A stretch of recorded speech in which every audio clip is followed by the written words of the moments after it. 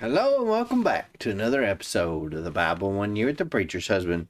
Today we're going through Isaiah chapter 18 through 22. Tomorrow we're going to do Isaiah chapter 23 through 27. Now I'll give you a warning, if you don't like history and geography, you're probably not going to like today. If you like history and geography, you're probably going to like it pretty good. So let's get started. Right off the bat, chapter 18 starts with the Lord's message to Cush. Now, this is a little bit of a different statement. This statement about Cush is not called a pronouncement as the previous chapters have specified, but the opening word woe signals that this is a type of judgment speech. So it definitely is a speech against Cush. God's judgment here is compared to pruning a grapevine in chapter 5 and 6. Actually, just chapter 5.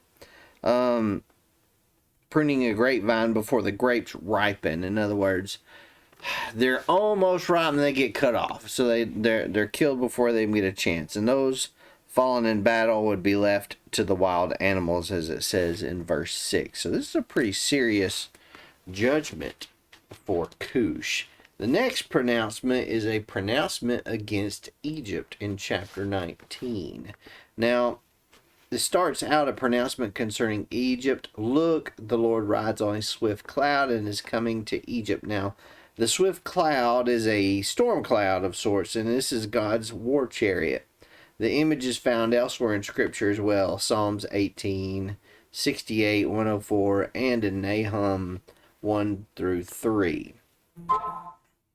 Verse 2, God will use Egyptian civil war to judge the nation, is what this means.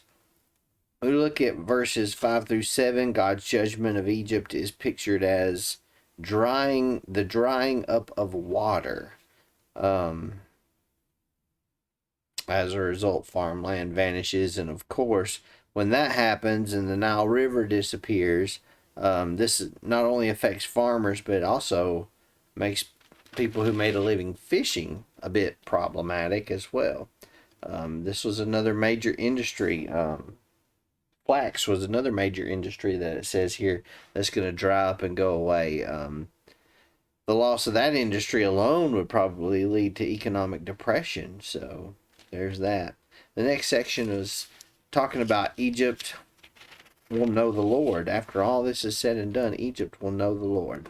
So chapter 20 is basically saying that there's not going to be any help from Cush or Egypt. The events narrated in these verses basically happen between 713 and 711 BC. Sargon II attacked the Philistine city of Ashdod after its king Azuri revolted.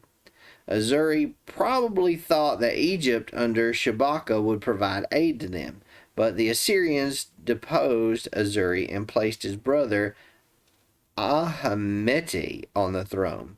But Ahmeti was deposed by a person named Yamani. So Sargon had to come back. Then Yamani fled to Egypt. But under the Assyrian threat, Egypt had handed the rebel over. So this should have served as a warning to others who believed that Egypt could provide help against their enemies. Clearly, they were not going to.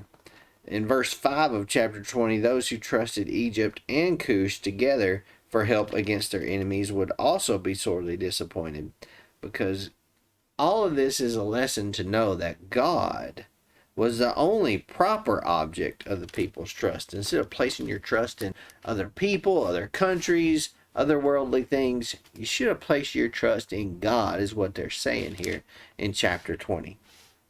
Now, chapter 21, we're looking at Babylon. Now, we looked at this map of Babylon, just where Babylon is before last, in a previous episode.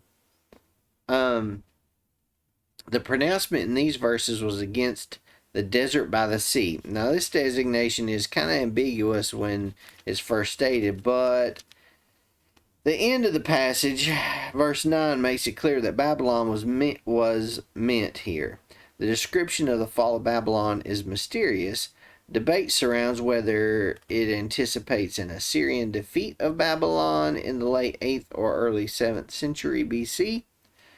3 times 710, 700, and 689 did this happen. Or the ultimate defeat of Babylon by the Persians in 539 BC. So there's four different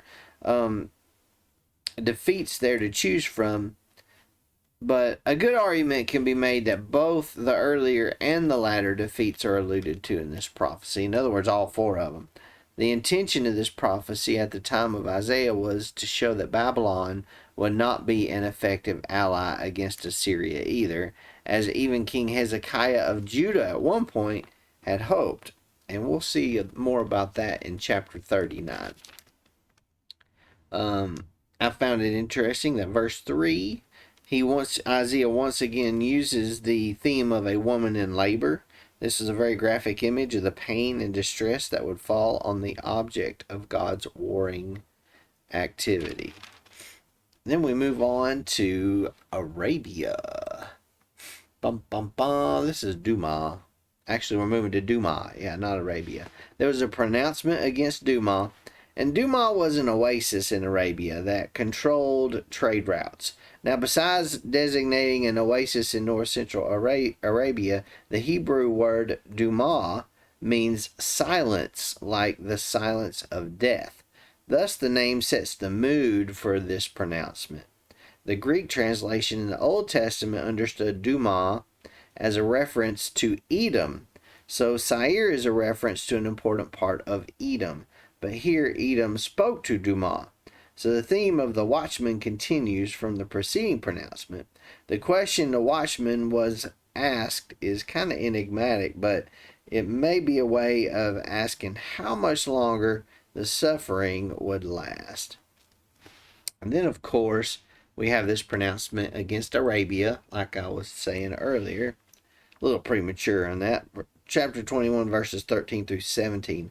Dedan, Tema, and Kedar are referenced to geographical and, well, maybe even political entities in North Arabia. They were likely allies of Babylon during the 8th century BC.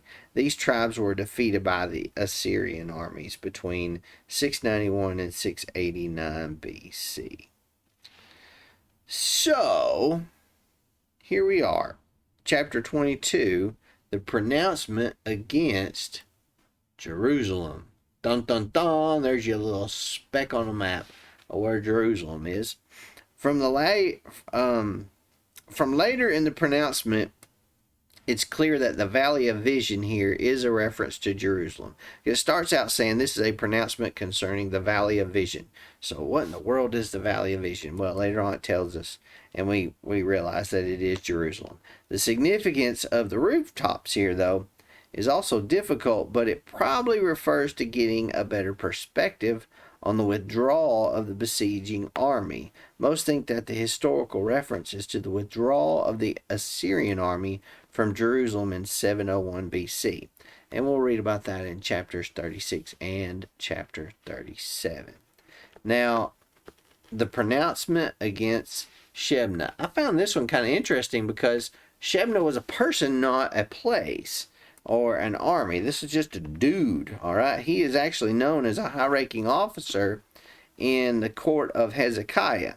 We see this in chapter 36, 37, 2 Kings 18, and 2 Kings 19. But through these passages, he is actually called a secretary.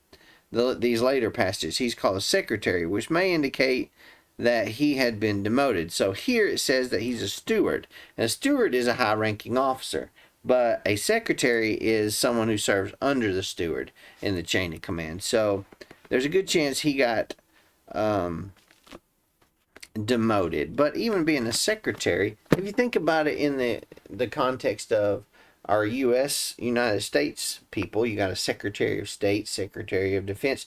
Those are still very high-ranking officers in the government. So there's a good chance that he wasn't necessarily demoted very far, but far enough that it made a difference. I left this up here just digging for spiritual gems for you to read and go through if you want to. Hit the pause button and read through that and maybe answer the question if you feel led to. Otherwise, that's what I have for you today. I hope this has touched you. If it has, click the like button, the subscribe button, the follow button, the rumble button, or the little jingle bell to get notified the next time I upload a video, which will be tomorrow, for another episode of the Bible in 1 year with the preacher's husband. We'll see you then.